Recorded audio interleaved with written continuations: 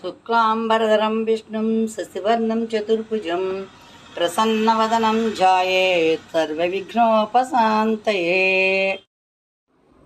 సుధా వ్లాగ్స్కి స్వాగతం అండి. ఇవాళ సంకష్టహర చతుర్థి అండి. ఆ పూజ మా ఇంట్లో చేసుకుంటున్నాము. సంకటము అంటే దుఃఖము, హరము అంటే పోగొట్టేదండి. మనకి ఏదైనా దుఃఖం ఉంటే అది పోగొట్టుకునేందుకు చేసే వ్రతమే ఈ వ్రతం అండి. ఏదైనా కష్టం నుండి బయటపడాలంటే ఈ వ్రతం చేసుకోవాలండి. ఇది 21 సంవత్సరాలు చేసుకుంటారండి. శ్రావణ కృష్ణ పక్షంలో మొదలు పెడతారు, జీవితాంతం కూడా చేయొచ్చండి. లేదంటే సంవత్సరంలో 12 చవితులు చేసుకోవచ్చు. అది కుదరలేదంటే ఎప్పుడు కుదిరితే అప్పుడు చేయవచ్చండి. ఇది చాలా సులువైన వ్రతం అండి. ప్రదోషకాలానికి ఉన్న చవితి రోజుని మనం తీసుకుని చేయాలండి. ప్రదోషము అంటే సూర్యాస్తమయం కాలం నుంచి 48 నిమిషాల కాలానికి ప్రదోషము అని పేరండి. ఈ కష్టం తీరడానికి ఈ సంకష్ట చతుర్థి చేస్తున్నాను అని సంకల్పించి మనకి ఏ కష్టమైతే ఉందో అది సంకల్పించుకుని వ్రతం మొదలు పెట్టాలండి.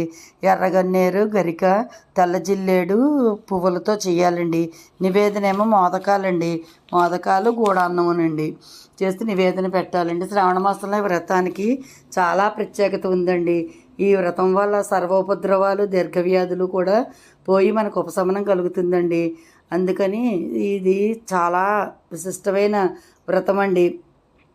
ఈ వ్రతం చేయవారికి కామితార్థ సత్వర ఫలప్రాప్తి కూడా కలుగుతుంది.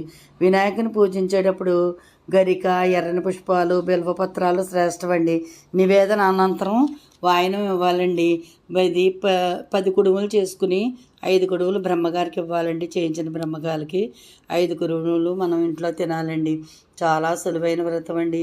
చాలా అల్ప సంతోషం అండి. మన గణేశుడు పత్రితోటి ఉండ్రాళ్ళతోటే తృప్తి పడతాడండి. ఇవి చనివిడి ఉండ్రాళ్ళండి. మా అమ్మమ్మగారు చేసేవారు.